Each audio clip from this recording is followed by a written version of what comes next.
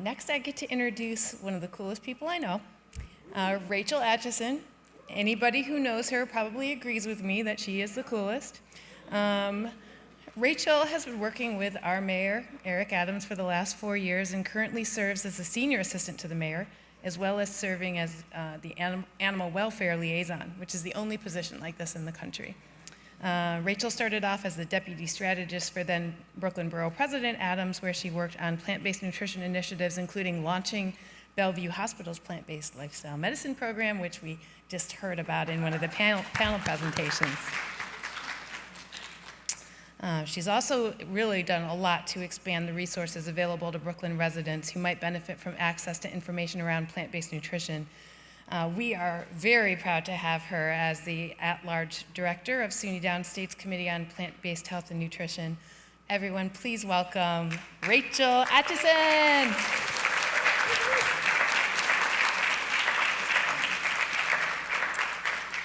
Okay, so when Columbus was speaking about stress earlier, I now do not give a lot of talks anymore.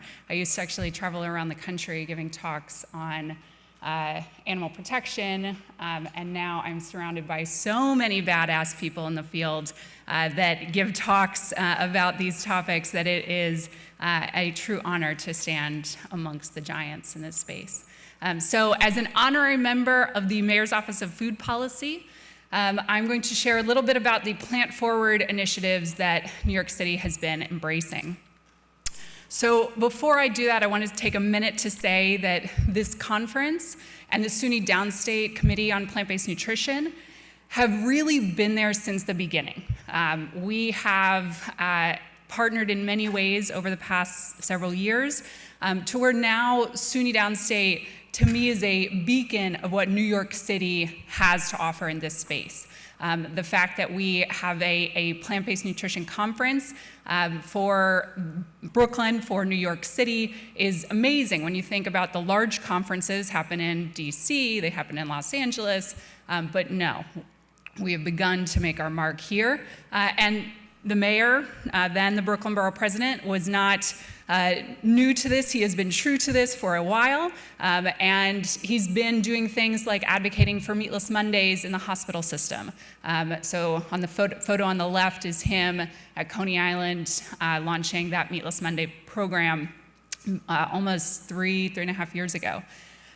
He hosted events at Brooklyn Borough Hall with Dr. Neil Barnard from the Physicians Committee for Responsible Medicine. We brought people, CEOs of hospitals, chief medical officers to Brooklyn Borough Hall. We really started to have this conversation in a real way. We devoted a lot of time and energy to getting the message out.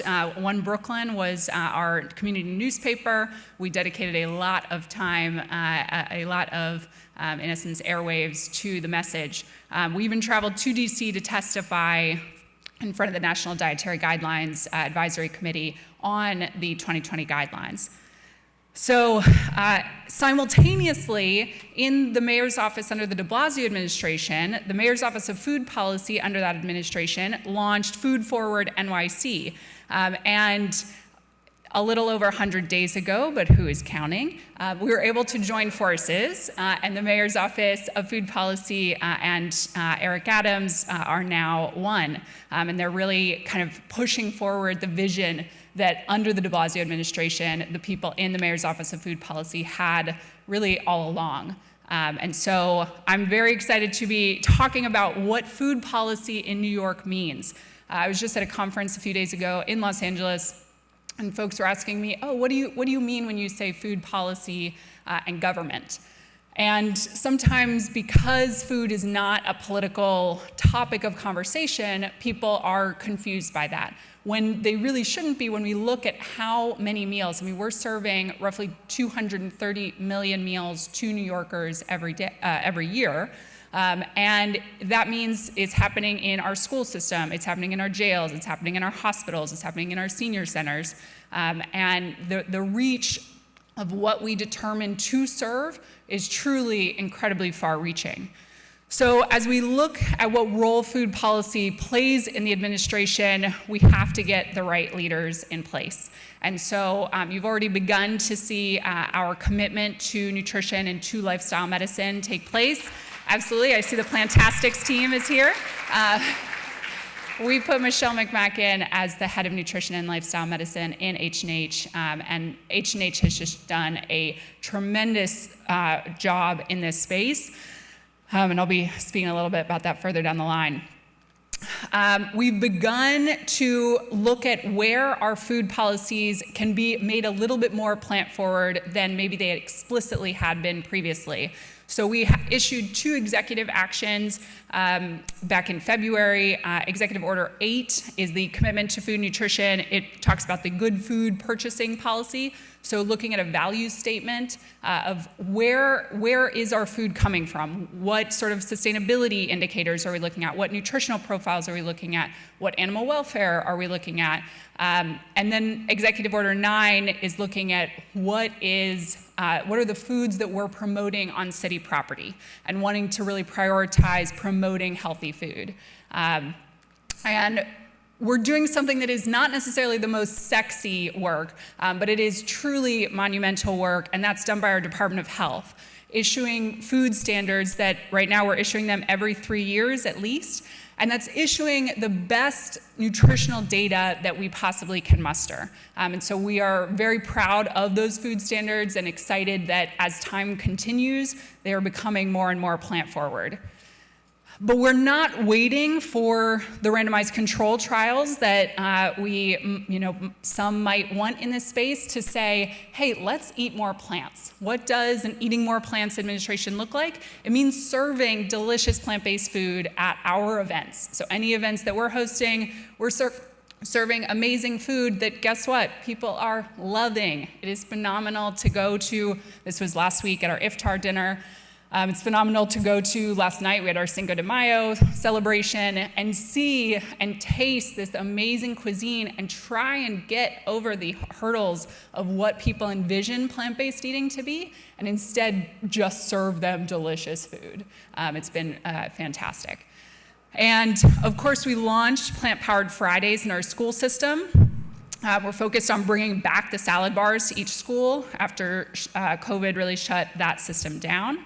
And the city's social media reaffirms that commitment. And if you do not follow New York City, the mayor, on social media, I highly recommend you do, because sometimes I just have to pinch myself with how amazing our team is for bringing this message and spreading this message far and wide. Everything from filming tutorials on how to make the mayor's morning smoothie to working alongside colleagues who host events like with our mayor's office of immigrant affairs, where we hosted an event making more smoothies out in the community at Lincoln Hospital. Even the HR newsletter now features things like recipes from Tabitha Brown. And our health and hospitals team, I just want to pause and take a second because this agency has jumped more on board with lifestyle medicine than even my wildest hopes and visions. And when we launched the Bellevue Clinic almost 4 years ago, it was a pilot. It was a $400,000 investment into the space, and we would look at the data. We'd look at to see whether we could expand this. And I'm so proud that back in February, we expanded that program from 1 hospital to 7. So we have just begun that staffing up process and really bringing plant-based lifestyle medicine programming to each borough.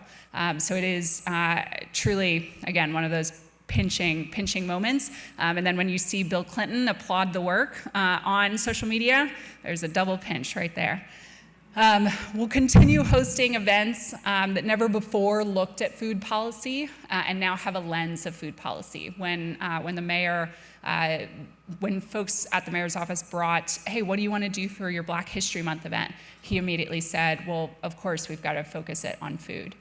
So we've got that in the pipeline. And we also, I think Columbus said it wonderfully earlier, if kids grow the food, they're going to eat the food.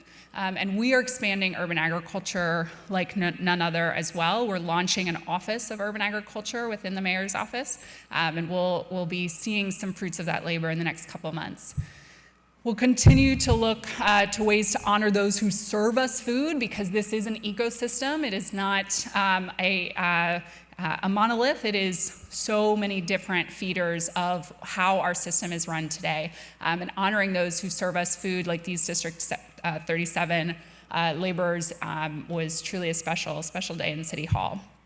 And we're going to have an even amazing opportunity coming up, because the White House is hosting a White House conference on food nutrition and hunger, and we will be playing our part, so more news on that to come. We'll continue talking to anyone and everyone about the mayor's morning smoothies. And because after all, it's built into the mayor's fabric that he is indeed the broccoli mayor. And with that, I will conclude and give the time to Michelle. Thanks so much.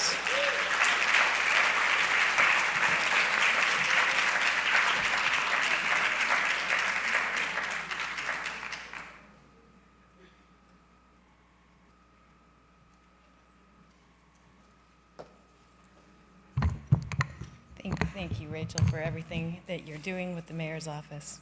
Spectacular.